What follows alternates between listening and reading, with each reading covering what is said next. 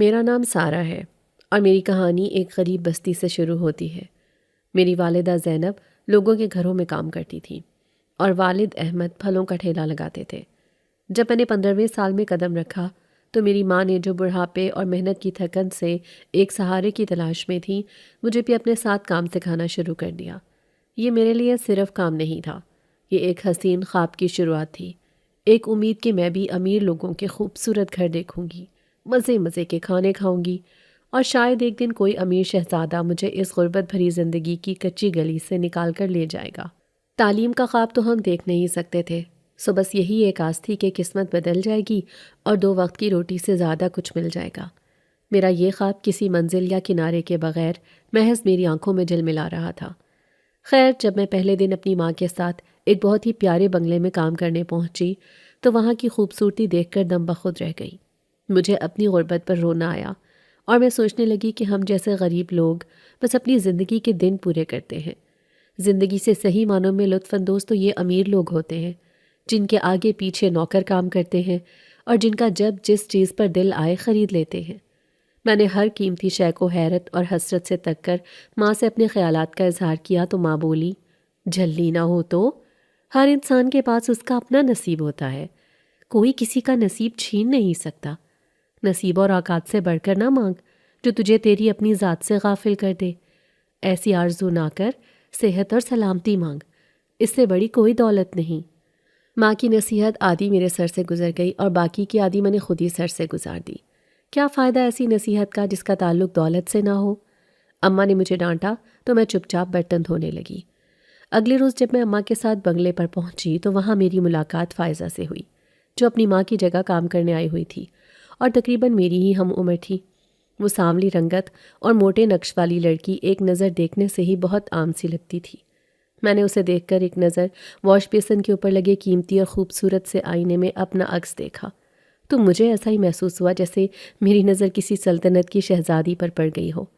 اماں کی سہیلیاں جب بھی اماں سے ملنے آتیں تو وہ یہی کہتی تھیں، زینب، تیری یہ بیٹی تو کسی سلطنت کی رانی لگتی ہے، آخر کیا کھلاتی ہے اسے؟ اماں کے ڈر سے میں جلدی سے آئینے کے سامنے سے ہٹی اور بیگم صاحبہ کی کچن کی صفائی کرنے لگی۔ شام کو میں اور اماں گھر واپس آتے تو تھکن سے ہمارا برا حال ہوتا، کیونکہ گھر واپس آنے کے بعد گھر کے کام ہمارے منتظر ہوتے تھے۔ ایک دن ہم گھر واپس آئے تو ابا اپنا ٹھیلا چھوڑ کر گھر واپس آ گئے تھے۔ وہ مجھے کہنے لگے، سارا پتر، میری کمر میں آج بڑا درد ہے، تو ایسا کر گلی کے کونے سے میرا ٹھیلا تو کھینچ لا۔ یہ سن کر میں گلی میں نکل گئی۔ شام کا وقت تھا، کافی اندھیرا بھی پھیل گیا تھا، گلی میں سناٹا چھایا ہوا تھا۔ سارے بستی کے مکین اپنے گھروں میں بند ہو چکے تھے، کیونکہ ہمارے علاقے میں یہ بات مشہور تھی کہ شام ہوتے ہی یہاں ایک آسیب گلیوں میں گشت کرتا ہے، جس سے ڈر کر لوگ اپنے گھروں میں جلد ہی پناہ لے لیتے ہیں۔ شام کو گھروں میں بند ہونے کے بعد لوگ صبح ہی باہر نکلتے تھے۔ میں ابا کا ٹھیلا پکڑ کر اندر کی طرف بڑھ رہی تھی کہ میری نظر ایک کالے رنگ کے بڑے سے بلے پر پڑی۔ وہ میری طرف ہی نظریں جمائے مجھے گھور رہا تھا۔ اسے دیکھ کر مجھے بڑا خوف محسوس ہونے لگا، مگر میں نے اپنے ڈر پر قابو پایا اور کوئی بھی رد عمل دیے بغیر گھر کی طرف چلی گئی۔ یہ الگ بات تھی کہ میری ٹانگیں کانپ رہی تھیں اور اس کالے بلے کی تیز نگاہوں کو میں اپنے جسم پر چبھتا ہوا محسوس کر رہی تھی۔ اس دن کے بعد یہ معمول ہی بن گیا تھا۔ کالا بلہ مجھے اپنے آس پاس دکھائی دینے لگا تھا۔ اس نے کبھی مجھے کوئی نقصان پہنچانے کی کوشش نہیں کی تھی، مگر اس کی چمکتی آنکھیں دیکھ کر مجھے خوف محسوس ہوتا تھا۔ اب تک میں نے کالے بلے کے بارے میں اپنی ماں کو نہیں بتایا تھا، یہ سوچ کر کہ ماں پریشان ہو جائے گی، مگر ایک دن ایک ایسا واقعہ پیش آیا کہ میں خوف کے مارے تھر تھر کانپ کر رہ گئی اور ماں کو بتائے بغیر نہ رہ سکی۔ وہ بھی ایک معمول کا دن تھا۔ اماں اور میں کام سے واپس آئے تو ہمیں کچھ دیر ہو گئی تھی۔ پورے راستے میں نے کالے بلے کو اپنے پیچھے آتے محسوس کیا تھا۔ میں اسے نظر انداز کیے چلتی رہی۔ گھر آ کر کھانا کھانے کے بعد ہم اپنی روٹین کے مطابق سو گئے۔ رات کا نہ جانے کون سا پہر تھا جب بجلی چلی گئی تھی۔ گرمی کی وجہ سے میری آنکھ کھلی تو میں نے اپنے بہت قریب اس کالے بلے کی آنکھوں کو چمکتے دیکھا۔ اس کی تیز چمک میری آنکھوں پر جیسے ہی پڑی، ڈر کے مارے گویا میری جان ہی نکل گئی۔ میرے منہ سے چیخ کی آواز سن کر میرے ماں باپ ہڑبڑا کر اٹھ بیٹھے۔ وہ سمجھے کہ شاید گھر میں چور گھس آئے ہیں۔ میری ماں جھٹ پٹ موم بتی جلا لائی اور ابا نے ڈنڈا اٹھا کر ادھر ادھر چور کو تلاش کرنا شروع کر دیا۔ ڈر کے مارے میرے منہ سے کوئی آواز نہیں نکل رہی تھی۔ اماں میری حالت موم بتی کی روشنی میں دیکھ کر سمجھ گئیں۔ کیا ہوا سارا پتر؟ وہ فکر مندی سے بولی۔ ابا بھی میری طرف متوجہ ہوئے اور ڈنڈا رکھ کر میرے قریب آئے۔ اماں ابا، وہ کالے رنگ کا بلّا۔ میں نے اس طرف اشارہ کیا جہاں وہ بیٹھا ہوا تھا اور اب غائب ہو چکا تھا۔ اماں نے اپنے سر پر ہاتھ مارا اور بولی، اے پاگل بے وقوف، جھلی نہ ہو تو بلے سے بھی کوئی ڈرتا ہے کیا؟ نہ ہنجار اولاد، نہ خود سکون سے سوئی، ساتھ ہماری نیند بھی خراب کی۔ اماں کا غصے سے برا حال ہو گیا۔ تب میں نے انہیں ساری بات بتا دی کہ یہ بلّا ہمیشہ ہی میرے آس پاس منڈلاتا رہتا ہے، میں نے کئی بار محسوس کیا ہے، مگر اماں اور ابا اس بات کو میرا وہم کہہ کر ٹال گئے کہ بھلا ایک بلے کو کیا مصیبت پڑی ہے کہ وہ میرے آس پاس رہے، ضرور میرا وہم ہوگا یا محض خیالی پلاؤ۔ میں نے ان کی ہاں میں ہاں ملائی اور سونے کے لیے لیٹ گئی، مگر میرے ذہن میں اب بھی اسی بلے کا خیال تھا۔ انہی خیالوں میں گم میں نیند کی وادی میں اتر گئی۔ اگلے دن میں نے اور اماں نے کام پر جلدی پہنچنا تھا کیونکہ بیگم صاحبہ کے رشتہ داروں نے بیرون ملک سے آنا تھا اور ان کے لیے خاص اہتمام ضروری تھا۔ دوپہر کے وقت مہمان آ گئے تو میں جلدی جلدی ٹیبل سجانے لگی۔ بیگم صاحبہ کی خاص ہدایت تھی کہ ان مہمانوں کے سامنے میں کام کروں تاکہ ان پر اچھا تاثر قائم ہو سکے کہ اس گھر کی ایک معمولی ملازمہ بھی بڑی حسین ہے۔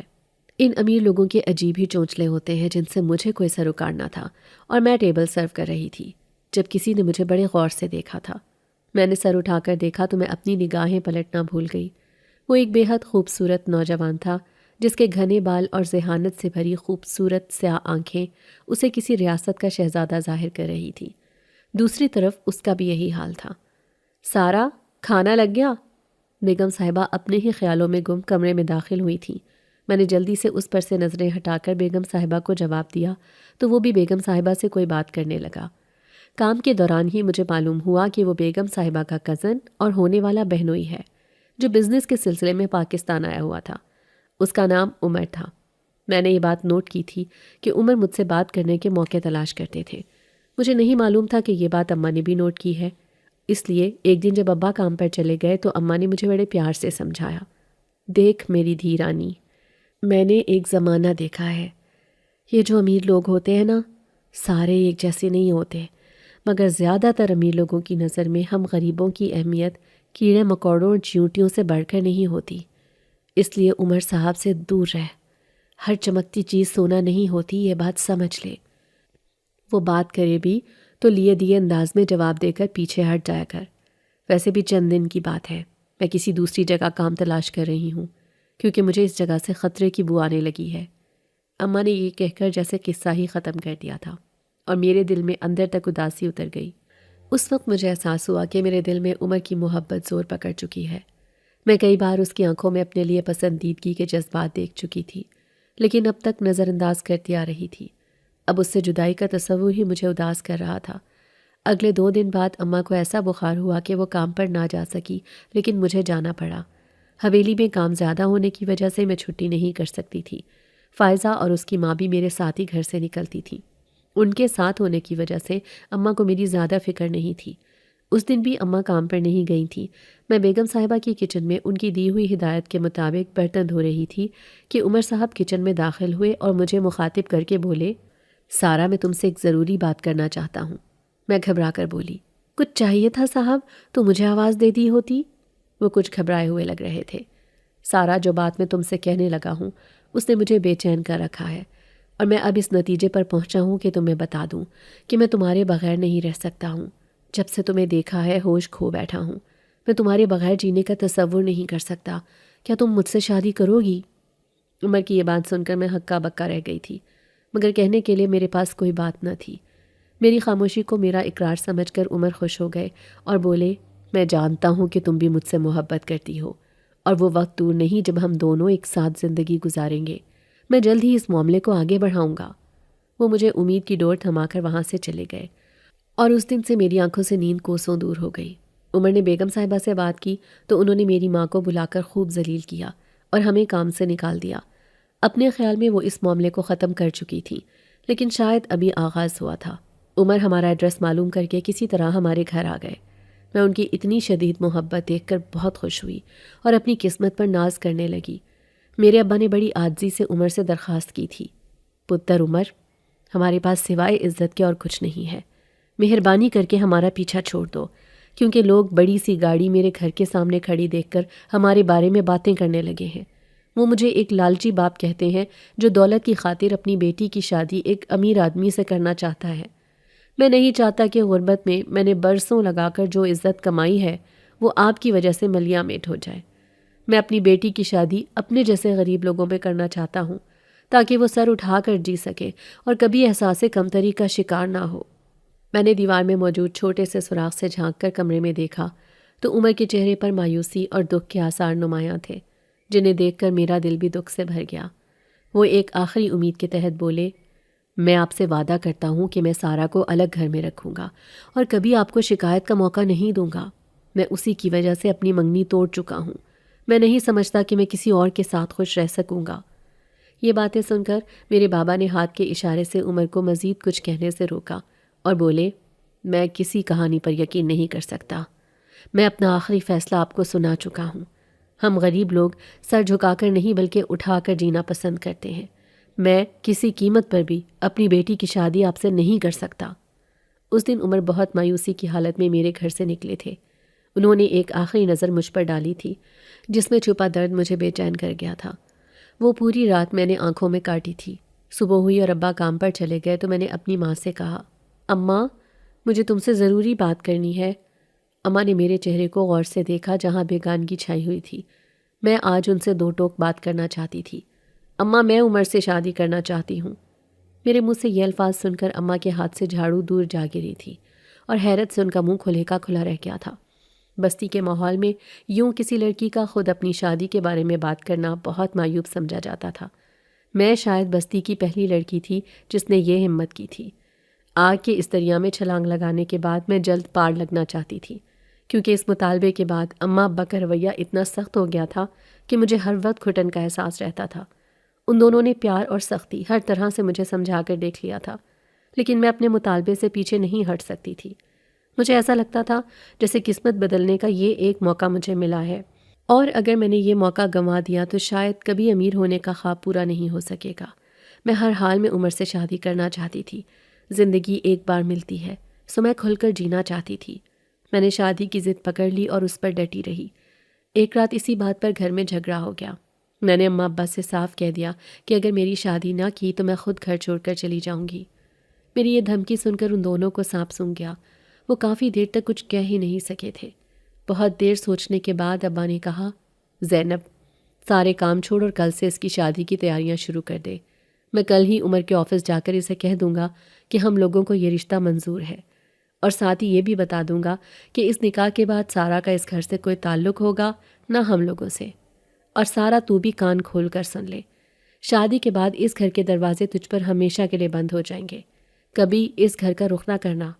ہمارے لیے تو مر جائے گی یا ہم یہ سوچ لیں گے کہ تو پیدا ہی نہیں ہوئی تھی۔ ابا نے تفصیل سے کہا تو اندھیرے میں ڈوبے صحن میں اماں کی سسکی ابھری، جبکہ میں نے دل ہی دل میں سوچا کہ ابا اس گھر میں ایسا ہے ہی کیا جو میں اس گھر میں واپس آنے کے خواب دیکھوں گی۔ میں تو شکر ادا کروں گی کہ اس کچے گھر سے جان چھوٹ گئی ہے۔ 100 سال بھی اس گھر میں رہ کر مجھے اتنی ترقی اور دولت نہیں مل سکتی جتنی عمر سے شادی کر کے ایک دن میں مل جائے گی۔ جب بڑی سی کوٹھی کی مالکن بنوں گی نا تو خود ہی تمہاری ناراضگی بھی دور ہو جائے گی۔ ویسے بھی اس وقت تمہیں راضی کر کے مجھے ملے گا کیا؟ ایک ٹھیلے والا شوہر یا پھر کوئی مزدور شخص؟ ساری عمر جس کے بچے بھی پالوں گی اور ساتھ اپنی چھوٹی چھوٹی خواہشوں کا ساری عمر گلا بھی گھونٹ کر جینا پڑے گا۔ میں نے یہ سب باتیں سوچ کر خود کو مطمئن کیا اور سو گئی۔ اگلے چند دنوں میں ہی میرے ماں باپ نے مجھ سے ہر تعلق ختم کر کے مجھے عمر کے ساتھ رخصت کر دیا۔ اس طرح میری ایک نئی زندگی کا آغاز ہوا۔ عمر کی فیملی سے بھی چند دوستوں کے علاوہ کسی نے بھی شادی میں شرکت نہیں کی تھی۔ وہ لوگ ایک معمولی کام والی سے شادی کرنے کی وجہ سے عمر سے ناراض تھے۔ یہی وجہ تھی کہ انہوں نے بھی عمر سے ہر طرح کا تعلق ختم کر لیا تھا۔ عمر نے ایک چھوٹا سا فلیٹ لیا تھا جس میں ہم رہنے لگے تھے۔ میں جو دولت مند ہونے کے خواب سجا کر عمر کی زندگی میں شامل ہوئی تھی، اس خوبصورت مگر چھوٹے سے فلیٹ میں رہ کر میرا دم گھٹنے لگا اور میں ٹھنڈی ہوا کے جھونکے کو ترس جاتی۔ ایسی حالت میں مجھے اپنے ماں باپ کے گھر کا چھوٹا سا اور کچا صحن بری طرح یاد آتا، جہاں کم از کم کھلی ہوا میں سانس تو لیا جا سکتا تھا۔ اپنے فلیٹ کے خوبصورت اور جدید طرز کے امریکن کچن میں کھانا بناتے ہوئے گرمی کی وجہ سے میرا دم گھٹتا تھا۔ مجھے اپنے ابا کے گھر میں صحن کے کونے میں موٹی سی چادر کے نیچے کھانا بنانے کی عادت تھی۔ اب یہ خوبصورت اور سجا سجایا کچن مجھے کسی مصیبت سے کم نہیں لگتا تھا۔ میں ہر وقت چڑچڑی رہنے لگی تھی۔ عمر ایک خیال رکھنے والے شوہر ثابت ہوئے تھے۔ انہوں نے اپنا کہا سچ کر دکھایا تھا۔ زمانے کی گرم ہوا بھی انہوں نے مجھے لگنے نہیں دی تھی، مگر اماں ابا کی ناراضگی کی جو کڑواہٹ میری زندگی میں شامل ہوئی تھی اس نے کبھی مجھے خوش نہیں رہنے دیا تھا۔ مجھے ہر وقت گناہ کا احساس سکون نہیں لینے دیتا تھا۔ کبھی خواب میں اماں یا ابا کو دیکھ لیتی تو کئی دن تک دل اداس رہتا، سکون سے سو نہیں پاتی تھی۔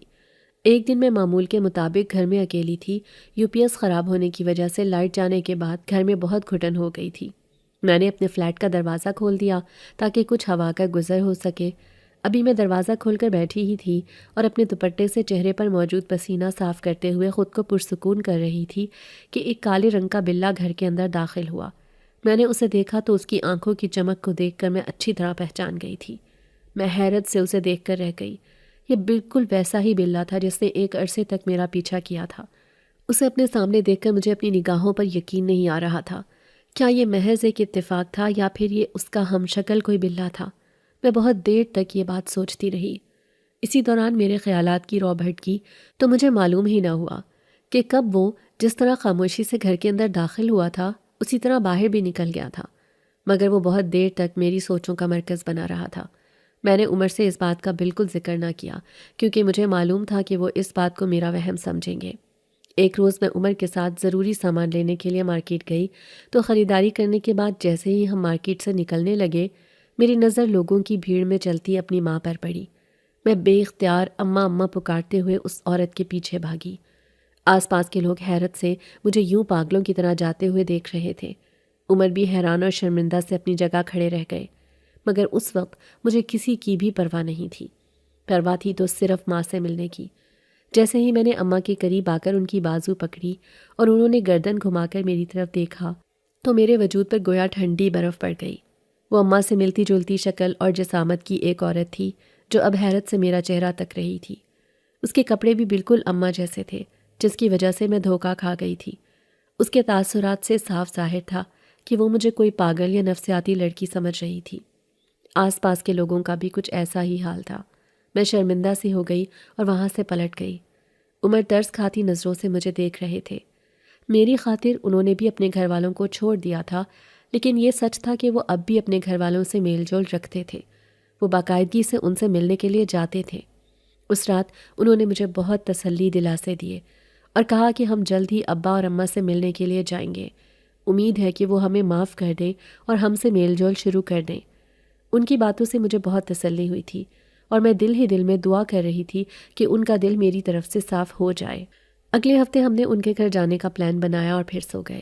میں خوش تھی اور دل ہی دل میں اماں ابا سے ڈھیروں باتیں کرنے کا سوچنے لگی۔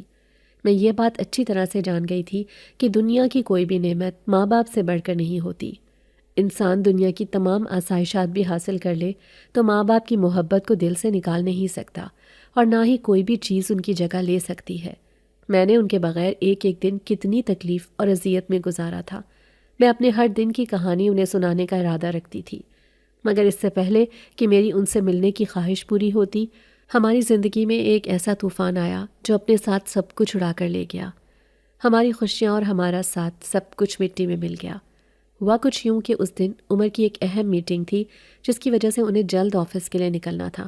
انہوں نے مجھے رات ہی جلدی جگانے کا کہہ دیا تھا، مگر بدقسمتی سے سر میں درد ہونے کی وجہ سے میں انہیں جلدی جگا نہیں سکی۔ رات کو پین کلر لینے کی وجہ سے میری خود بہت دیر سے آنکھ کھلی تھی اور الارم کافی دیر تک بجنے کے بعد خاموش ہو چکا تھا، اور کچھ فاصلے پر عمر بے خبر سو رہے تھے۔ میں نے ایک نظر ان پر ڈالی اور پھر گھڑی کو دیکھا تو ایک لمحہ ضائع کیے بغیر میں بیڈ سے اتری اور انہیں جگانے لگی۔ دیر سے اٹھنے کی وجہ سے عمر بہت پریشان ہوئے کیونکہ یہ ان کی بہت ضروری میٹنگ تھی جسے وہ کسی بھی صورت مس نہیں کرنا چاہتے تھے۔ وہ جلدی سے تیار ہو کر بغیر ناشتہ کیے گھر سے نکل گئے۔ میں عجیب شرمسار تھی، غلطی نہ ہونے کے باوجود خود کو قصوروار سمجھ رہی تھی۔ وہ ناشتہ کر کے نہیں گئے تھے، اس لیے میرا بھی کچھ کھانے کو دل نہیں کر رہا تھا۔ طبیعت الگ بوجھل اور اداس سی تھی، سر بھاری ہو رہا تھا۔ میں دوبارہ بستر پر لیٹ کر ایک ہاتھ سے اپنا سر دبانے لگی۔ اس وقت ہمارے دروازے پر دستک ہوئی اور باہر سے شور کی آواز سنائی دی۔ عام طور پر ایسا کبھی نہیں ہوتا تھا، اس لیے میں پریشان ہو گئی اور جلدی سے اٹھ کر دروازہ کھولا تو سامنے عمر کو 4 کندھوں پر اٹھا کر لایا گیا تھا۔ یہ منظر دیکھ کر مجھ پر سکتہ طاری ہو گیا۔ میری دنیا ختم ہو چکی تھی۔ میں چیخ چیخ کر رونا چاہتی تھی لیکن میری آواز ختم ہو چکی تھی۔ صدمے کے مارے میری آنکھیں ابھر رہی تھیں۔ عمر سے جدائی کا خیال کبھی میں دل میں لا ہی نہیں سکی تھی۔ اب یہ آزمائش زندگی میں شامل ہوئی تو آنکھوں دیکھی بات پر یقین کرنا مشکل تھا۔ وہ مجھے اتنی جلدی چھوڑ کر چلے جائیں گے میں نے کبھی سوچا نہ تھا۔ میں بے بسی کی تصویر بنی ان کی آخری رسومات ہوتے دیکھتی رہی۔ ان کے رشتہ دار اور عزیز و اقارب ہر معاملے میں پیش تھے۔ سب نے مجھے اس طرح نظر انداز کر دیا جیسے میں وہاں موجود ہی نہ ہوں، یا اتنی بیکار شے ہوں جس پر ایک نظر ڈالنا بھی کسی نے ضروری نہیں سمجھا تھا۔ مگر اس وقت مجھے کسی کی پرواہ نہیں تھی۔ عمر کی جدائی کا دکھ اتنا بڑا تھا کہ اس کے آگے ہر درد چھوٹا تھا۔ 3 دن تک میرے آنسو خشک نہیں ہوئے تھے۔ چوتھے دن عمر کے ماں باپ اور کچھ رشتہ دار دوسرے شہر سے میرے گھر آئے تھے اور یہاں آنے کے بعد انہوں نے ایسا ہنگامہ مچایا کہ مجھے اپنا آپ کسی بڑے مجرم سے کم نہ لگا۔ عمر کی ماں نے خوب واویلا مچایا اور مجھے عمر کی قاتلہ کہہ دیا، جیسے اس کے ایکسیڈنٹ میں میرا ہی کوئی قصور ہو۔ ساتھ ہی ایک معمولی نوکرانی، غریب اور ان پڑھ جاہل جیسے تانے دیے، جنہوں نے مجھے اندر سے چھلنی کر کے رکھ دیا۔ عمر کا دکھ ختم نہیں ہوا تھا کہ یہ نئی مصیبت زندگی میں شامل ہو گئی۔ عمر کی ماں اور میری ساس مجھ پر قہر برساتی نظروں سے دیکھتی تھی اور عمر کی موت کا ذمہ دار مجھے سمجھتی تھی۔ کوئی بھی قصور نہ ہونے کے باوجود میری حیثیت ایک قصوروار انسان کی سی تھی۔ میں ہر وقت سر جھکائے ایک مجرم کی سی حیثیت سے وہاں بیٹھی رہتی۔ میں نے سنا تھا کہ عمر کے گھر والے یہ گھر بیچنا چاہ رہے تھے۔ ان کے خیال میں عمر کے بعد اس گھر کو کسی کے استعمال میں نہیں آنا تھا، سو یہی ایک واحد حل تھا کہ اس گھر کی فکر سے چھٹکارا حاصل کیا جاتا۔ پراپرٹی ڈیلر سے فلیٹ کی بات فائنل ہو گئی تو میری ساس نے مجھے گھر سے چلے جانے کا کہہ دیا۔ یہاں میرا صبر جواب دے گیا تھا۔ میں ان کے قدموں میں بیٹھ کر ان سے معافی مانگنے لگی اور ساتھ التجائیں کرنے لگی کہ مجھے اس گھر سے نہ نکالیں، کیونکہ میرے پاس اس گھر کے علاوہ رہنے کے لیے کوئی دوسرا ٹھکانہ نہیں ہے۔ مگر ان پر میرے رونے کا یا کسی التجا کا کوئی اثر نہ ہوا اور انہوں نے مجھے دھکے دے کر گھر سے نکال دیا۔ اس وقت مجھے اپنی ماں کی نصیحتیں بہت یاد آئیں۔ اگر میں نے ان نصیحتوں کو مان لیا ہوتا تو شاید آج میرا یہ حال نہ ہوتا، مگر اس وقت تو مجھ پر دولت مند ہونے کا بھوت سوار تھا۔ اب سر پر چھت بھی نہیں رہی تھی تو میں بے یار و مددگار سی اپنے ماں باپ کے گھر جا رہی تھی۔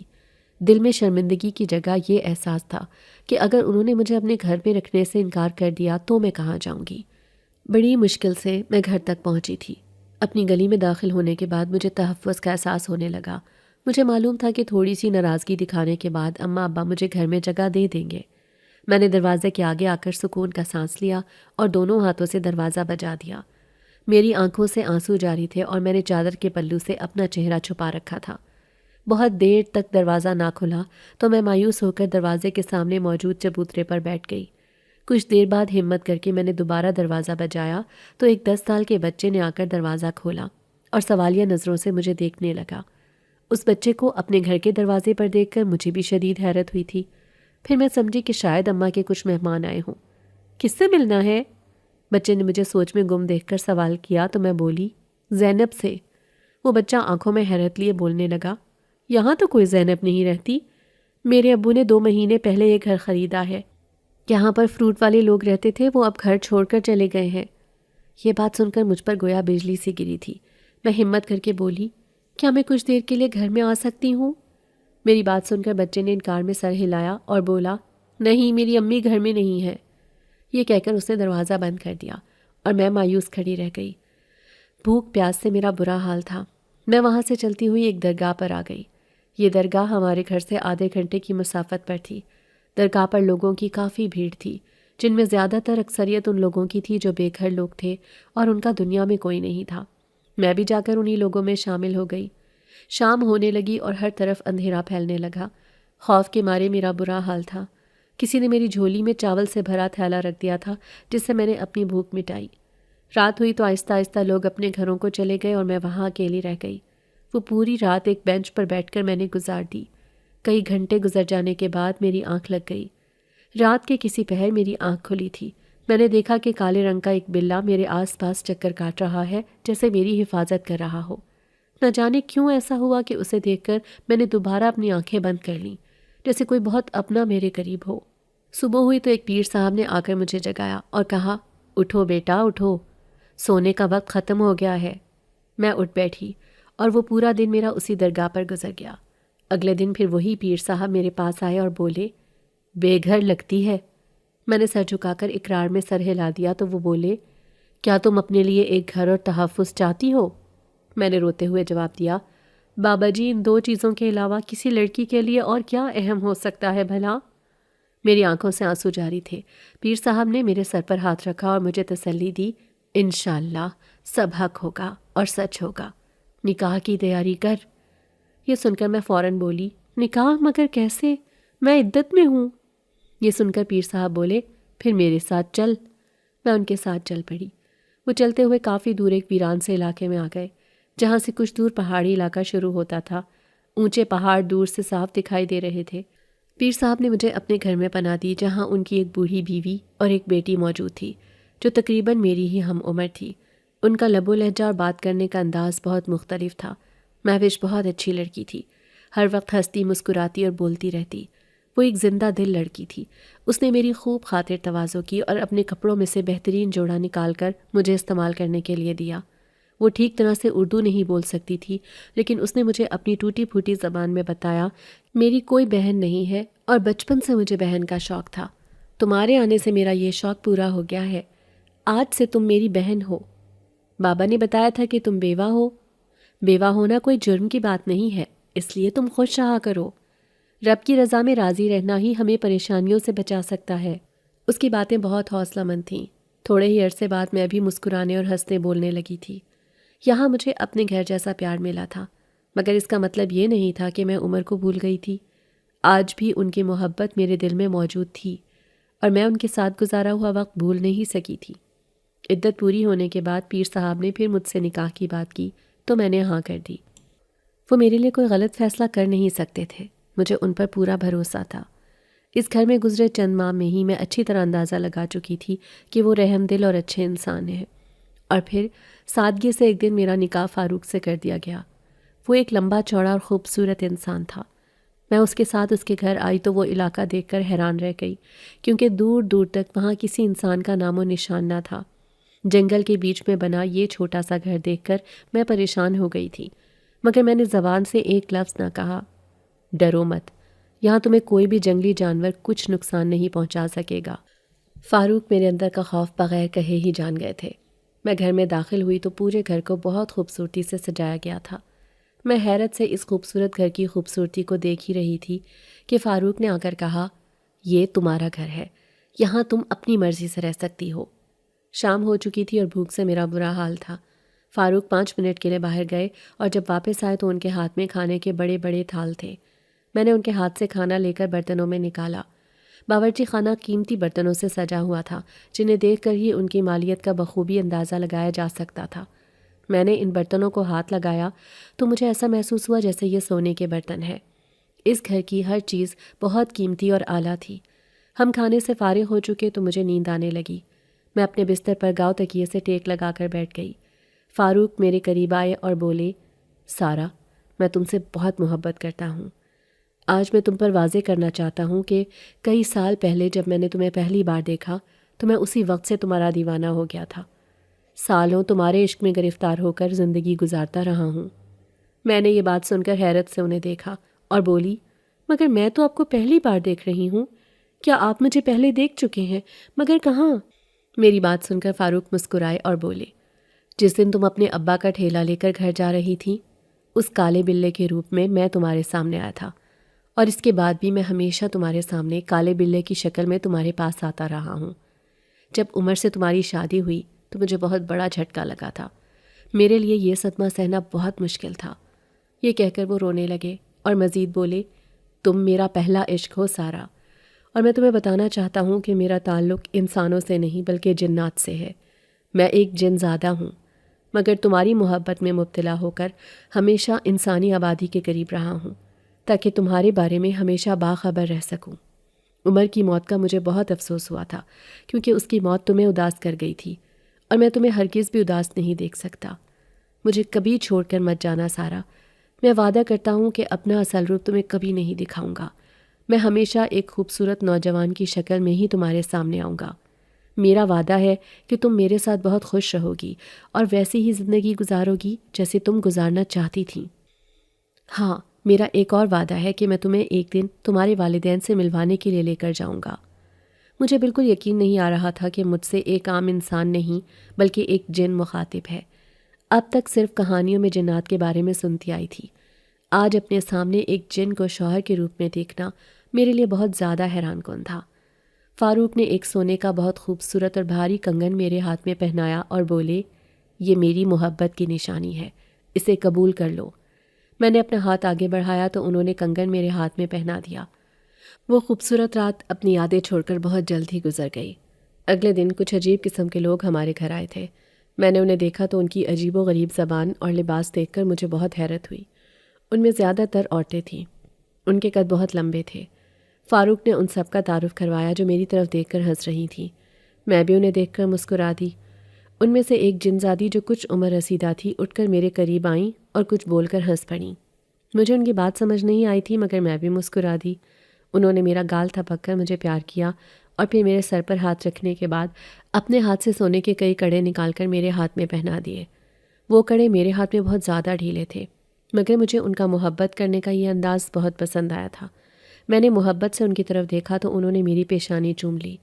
کچھ ہی دیر بعد فاروق کے ساتھ مل کر میں نے کھانا بنایا تو سب نے بہت خوش ہو کر کھانا کھایا۔ کھانا کھا کر ان میں سے کچھ جنات نے مجھے انعام کے طور پر اور زیورات دیے۔ پھر کچھ دیر بعد وہ خدا حافظ کہہ کر وہاں سے چلے گئے۔ اتنی محبت کرنے والے جنات سے مل کر میں بہت خوش تھی۔ میں نے انہیں جاتے ہوئے دیکھنے کے لیے دروازے سے باہر جھانک کر دیکھا تو وہاں کوئی بھی موجود نہ تھا۔ درختوں سے ہلتے پتوں اور پرندوں کی آوازوں کے علاوہ وہاں کچھ بھی محسوس نہیں کیا جا سکتا تھا۔ میں حیران سی ہو کر دروازہ بند کر کے اپنے کمرے میں آ گئی۔ کچھ دیر لیٹ کر میں کچن صاف کرنے کا سوچ کر اٹھ کھڑی ہوئی، مگر جیسے ہی میں نے کچن میں قدم رکھا میں حیرت زدہ رہ گئی۔ ہر برتن دھل کر اپنی جگہ پر نہایت نفاست سے رکھا گیا تھا اور ان پر سے پانی اس طرح ٹپک رہا تھا جیسے ابھی انہیں دھو کر سجایا گیا ہو۔ اس طرح کے اور بھی کئی واقعات میری زندگی کا حصہ بن گئے تھے جن پر اب مجھے حیرت نہیں ہوتی تھی کیونکہ میں ان سب باتوں کی عادی ہو چکی تھی۔ پھر ایک روز فاروق مجھے اماں ابا سے ملوانے کے لیے لے گئے۔ کھلے دروازے سے میں اندر داخل ہوئی تو مجھے اماں سامنے تخت پر بیٹھی نظر آ گئی تھیں۔ میں دوڑ کر ان سے جا لپٹی۔ یوں اچانک مجھے سامنے دیکھ کر اماں کے چہرے پر رونق سی اتر آئی تھی۔ میں ان کے گلے لگی زاروں قطار رونے لگی۔ یہی حال اماں کا تھا۔ فاروق دور کھڑے ہمیں دیکھ رہے تھے۔ میں اچھی طرح جانتی تھی کہ اماں کو وہ دکھائی نہیں دے سکتے، سو چپ ہی رہی۔ ابا کہاں ہے اماں؟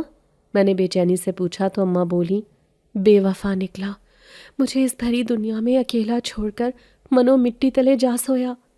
یہ کہہ کر اماں رو پڑیں۔ جبکہ میں نے ابا کی موت کا سنا تو میری آنکھوں سے آنسو جاری ہو گئے۔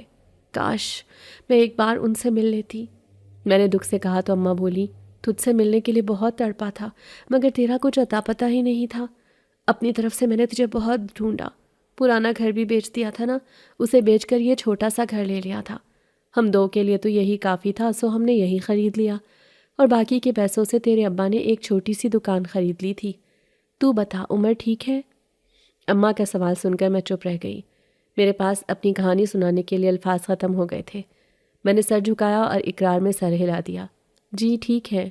یہ سن کر اماں مسکرائی اور بولی، تیرے زیورات دیکھ کر مجھے ایسا محسوس ہو رہا ہے کہ تو واقعی خوش ہے۔ یہ سن کر میں نم آنکھوں سے مسکرا دی اور بولی، اماں کچھ کھانے کے لیے تو دے دو، بڑی بری بھوک لگی ہے۔ اماں اپنی جگہ سے اٹھ کر کچن میں چلی گئیں تو میں نے چارپائی پر رکھا تکیا اٹھا کر اپنی گود میں رکھ لیا اور وہیں بیٹھ گئی۔ اسی وقت میری نظر چارپائی کے نیچے رکھے ایک لفافے پر پڑی، جسے اٹھا کر میں نے دیکھا تو اس کے اندر سے میری تصویر جھانک رہی تھی۔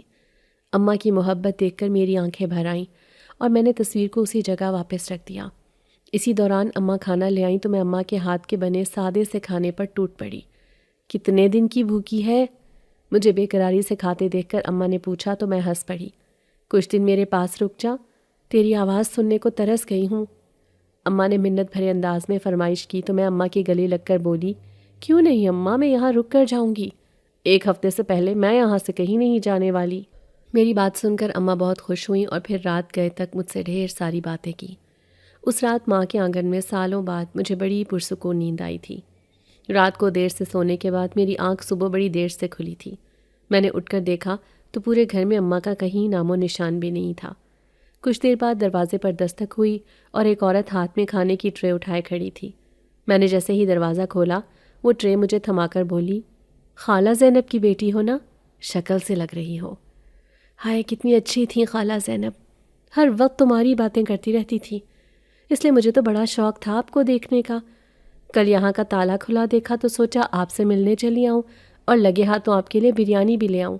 ہائے کتنا اچھا ہوتا اگر آپ کا ویزا ان کی زندگی میں ہی لگ جاتا تو بیچاری مرنے سے پہلے ایک بار مل ہی لیتی آپ سے، مگر کیا کر سکتے ہیں، جو قسمت میں لکھا ہو وہی ہوتا ہے۔ انسان تو جی بے بس ہے نا، صرف کوشش ہی کر سکتا ہے۔ اچھا جی آپ آرام کریں، میں پھر آپ سے ملنے آ جاؤں گی، آپ مجھے تھکی ہوئی لگ رہی ہیں۔ یہ کہہ کر وہ باتونی لڑکی وہاں سے چلی گئی، مگر میں حیران پریشان سی وہیں کھڑی رہ گئی۔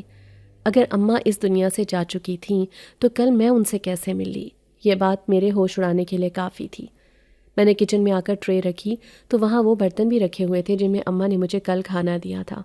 میں باہر آئی اور چارپائی سے تکیہ ہٹایا تو آج بھی اس کے نیچے میری تصویر موجود تھی۔ میں نے اماں کے تکیے کو اٹھا کر سینے سے لگایا تو میری آنکھ سے ایک آنسو نکل کر اس کے اندر جذب ہو گیا۔ میں اسی دن فاروق کے ساتھ اپنے گھر واپس آ گئی اور آج کئی سال گزر جانے کے بعد بھی اماں سے ہوئی اس پراسرار ملاقات کو نہیں بھلا سکی ہوں۔ فاروق نے اپنا ہر وعدہ سچ کر دکھایا تھا۔ انہوں نے سارہ کو وہ تمام آسائشیں فراہم کی جن کا اس نے غریبی کی زندگی میں خواب دیکھا تھا۔ ان کے جنگل کے بیچ میں بنے گھر کی ہر شے نفیس، قیمتی اور نایاب تھی۔ سونے کے برتن اور زیورات تو جیسے ان کی معمولی ملکیت تھے۔ سارہ نے وقت کے ساتھ ساتھ ان تمام عجیب و غریب واقعات کو معمول سمجھنا شروع کر دیا تھا جو ان کے گھر میں پیش آتے تھے۔ آدھی رات کو کچن کے برتنوں کا خود بخود دھل جانا یا کسی بھی وقت فاروق کا باہر سے تازہ گرم اور ذائقے دار کھانا لے آنا، وہ سمجھ چکی تھی کہ یہ سب فاروق کے جناتی خاندان کے کارنامے ہیں جو اسے اپنی بہو کے طور پر قبول کر چکے تھے۔ وہ اس کی ہر ممکن خدمت اور حفاظت کرتے تھے۔ اس نئی زندگی نے اسے صرف دولت اور تحفظ ہی نہیں دیا تھا بلکہ ماں باپ کی ناراضگی کے زخم پر مرہم بھی رکھ دیا تھا۔ ماں سے ہونے والی وہ پراسرار ملاقات سارہ کے لیے ایک معجزہ تھی۔ اگرچہ اس بات کا دکھ شدید تھا کہ اس کے والد اس دنیا سے جا چکے ہیں، مگر ماں کے آنگن میں گزری وہ ایک رات جہاں اسے محبت اور معافی کا غیر مشروط احساس ملا، اس نے سارہ کے دل سے وہ سارا بوجھ اتار دیا جو اس نے گھر چھوڑنے کے بعد سے اٹھا رکھا تھا۔ وہ سمجھ گئی کہ ماں کی محبت موت کے بعد بھی اسے تنہا نہیں چھوڑے گی، اور شاید فاروق کی کوئی ماورائی طاقت ہی اسے ماں کی آخری محبت سے ملوانے میں کامیاب ہوئی تھی۔ اس تجربے نے اسے احساس دلایا کہ جنات کی دنیا میں رہتے ہوئے بھی وہ اپنے انسانی جذبات اور رشتوں کی ڈور کو مکمل طور پر نہیں توڑ سکتی۔ فاروق سارہ کے لیے ایک مثالی شوہر ثابت ہوئے۔ وہ نہ صرف خوبصورت، طاقتور اور دولت مند تھے بلکہ انتہائی شفیق اور سارہ کے جذبات کی قدر کرنے والے بھی تھے۔ انہوں نے اپنی جناتی فطرت کو سارہ کی نظروں سے ہمیشہ اوجھل رکھا۔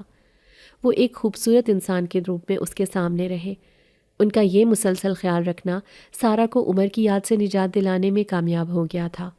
اب اسے اس چھوٹے سے کچے گھر کی کلی فضا بھی تنگ نہیں کرتی تھی، نہ ہی اسے اپنی غربت یاد آتی تھی۔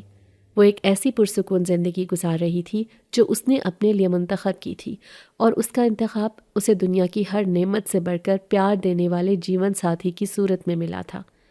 جنات کی دنیا کی آسائشوں کے باوجود سارہ نے کبھی اپنی بستی کے سادہ لوگوں کو نہیں بھلایا تھا۔ کبھی کبھی وہ مہوش کے ساتھ مل کر غریبوں کے لیے کھانا تیار کرواتی تھی جسے فاروق کے ذریعے درگاہ کے بے گھر لوگوں تک پہنچا دیا جاتا تھا۔ اسے تسلی تھی کہ وہ اب بھی کسی نہ کسی طرح ان لوگوں کی خدمت کر رہی ہے جن کے درمیان اس نے آنکھ کھولی تھی۔ اس نیکی کے کام نے اسے احساس جرم سے مکمل طور پر آزاد کر دیا تھا۔ اس نے دل سے اپنے ماں باپ کو منا لیا تھا۔ اس کے زیورات، اس کا عالی شان گھر اور فاروق کی محبت، یہ سب اب اس کے نصیب کی سچائی تھے جس کے حصول کے لیے اس نے ایک سخت فیصلہ لیا تھا۔ سارہ جب بھی گھر سے باہر درگاہ کی طرف جاتی تو اسے آج بھی وہ کالا بلّا اپنے آس پاس منڈلاتا محسوس ہوتا تھا۔ یہ دیکھ کر اسے خوف کے بجائے ایک محفوظ اور پیار بھرا احساس ہوتا تھا۔ وہ جانتی تھی کہ یہ کوئی آسیب نہیں بلکہ خود فاروق ہیں جو اس کا محافظ بن کر اس کے ساتھ چل رہے ہیں۔ یہ بلّا اس کے لیے پہلے عشق کی نشانی بن چکا تھا جو عمر سے بھی پہلے فاروق کی صورت میں اس کی زندگی میں آیا تھا اور خاموشی سے اس کے ارد گرد منڈلاتا رہا تھا۔ فاروق کا یہ راز اس کے لیے کسی رومانوی کہانی سے کم نہیں تھا جس نے ثابت کیا کہ محبت کو سرحدوں، شکلوں یا دنیاؤں کی قید میں نہیں باندھا جا سکتا۔ آج کئی سال بعد سارا اپنی زندگی سے مکمل طور پر مطمئن ہے۔ اس کی کہانی بستی کی ہر لڑکی کے لیے ایک افسانہ بن چکی ہے، ایک ایسا افسانہ جس میں ایک غریب لڑکی اپنے ہی اصولوں پر چلتے ہوئے شاہی محل جیسی زندگی پاتی ہے۔ اس نے اپنے دل کی آواز سنی، مشکل راستے کا انتخاب کیا، مگر اس کے بدلے میں اسے ایسا پیار، دولت اور سکون ملا جس کی وہ حقدار تھی۔ اس کی زندگی اب کسی کمی یا پچھتاوے کے بغیر فاروق کے سائے میں ماورائی تحفظ کے ساتھ ایک مکمل اور خوشگوار انجام کو پہنچ چکی ہے۔